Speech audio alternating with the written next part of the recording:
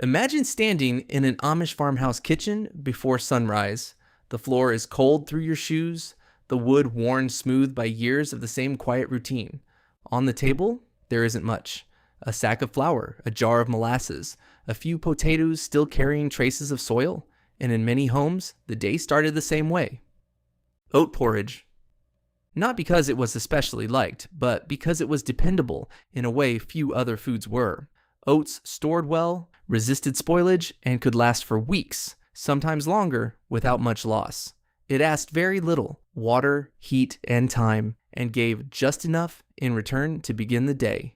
It was eaten quietly, often quickly, while the rest of the work was already waiting. That idea, relying on what lasted, shaped almost everything else in Amish kitchens. The Amish trace their origins back to Anabaptist communities in Europe in the late 1700s, particularly in Switzerland and Alsace. Many migrated to North America in the 1800s, bringing with them traditions built around simplicity, self-sufficiency, and separation from rapid societal change. Food followed those same principles. Cornmeal mush. Corn played an equally important role. It had been sustaining people in North America long before European settlement, and it proved more reliable than wheat in poor soil or unpredictable seasons. Mush was rarely just a single meal. Cooked the night before, left to set, then sliced and fried the next morning, it carried forward. In some regions, it became grits. In others, hasty pudding. But the principle stayed the same. Nothing made once if it could serve twice. That repetition reduced uncertainty, and over time, uncertainty was what most meals were trying to avoid. That same thinking shaped something as basic as bread. Homemade bread. Bread wasn't baked for softness. It was baked to last. Long before commercial yeast became common, even after companies like Fleischmann's made it available in the 19th century, many Amish families continued using sourdough starters that were maintained over years. The loaves were dense with thick crust, designed to slow drying and protect the inside.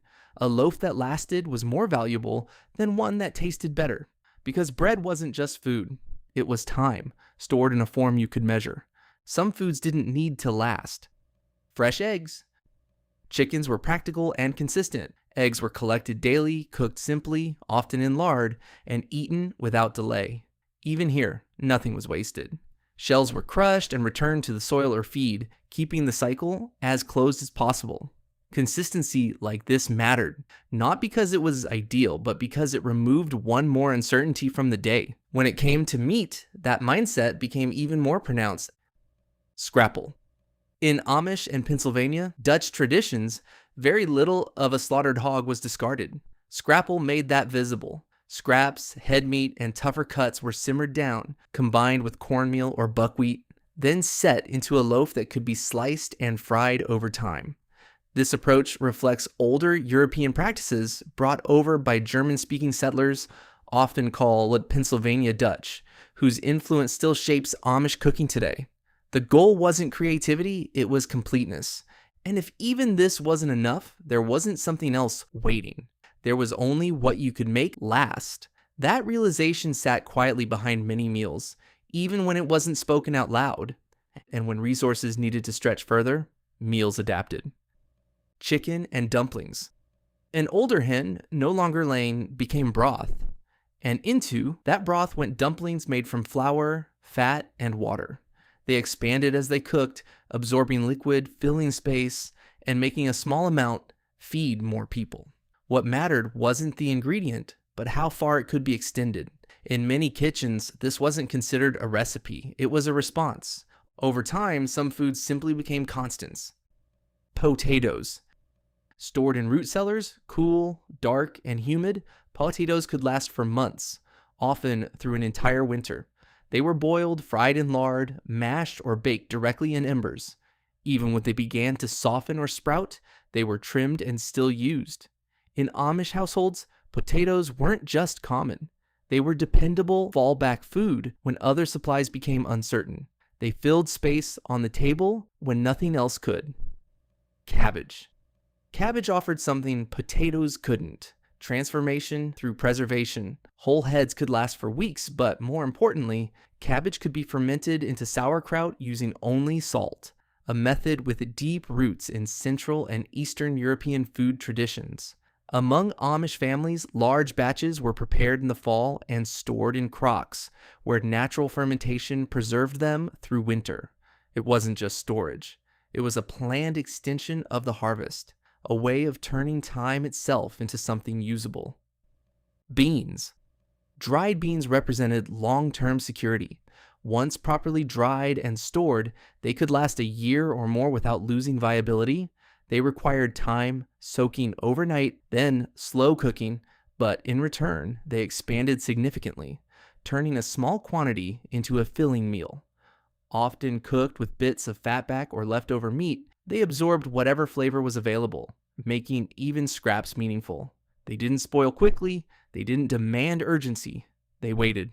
This wasn't variety, it was repetition, and repetition, over time, became its own kind of stability. These foods didn't stand out, they stayed. Noodles. Flour could always be turned into something else. In Amish kitchens, hand-cut noodles reflect older European cooking traditions that carried over into daily life. Made from flour, water, and often eggs, the dough was rolled thin and cut by hand, then used immediately in broth. They didn't require storage, which made them especially useful when fresh preparation was possible, but supplies were limited. In many households, noodles weren't treated as a separate dish, but as an extension of whatever was already cooking. Added to soups or stews, they thickened the liquid, absorbed flavor, and made a meal feel more substantial without requiring additional ingredients. Because they absorbed liquid as they cooked, they effectively turned broth into something closer to a full meal. They didn't add more food, they changed how far the same food could go. And once in a while, there was something different. Shoofly pie uses molasses rather than refined sugar, a reflection of 19th century trade patterns, where molasses was more accessible and affordable in rural economies than processed sugar. In Amish and Pennsylvania Dutch baking, it became a practical form of sweetness. The ingredients were simple: flour, molasses, fat, and crumbs. But the result was dense, rich, and filling in a way that matched the rest of the food on the table. There are two main variations: wet bottom and dry bottom, referring to how much of the molasses mixture remains soft beneath the crumb topping. Both versions followed the same principle: nothing delicate, nothing fleeting. Unlike modern desserts, shoofly pie wasn't about indulgence. It was something that could sit on a table, be cut into small portions, and last over time. Even sweetness had to be managed carefully. It wasn't just about taste, it was about how long it could be stretched and how often it could be returned to without running out too quickly. Apple butter.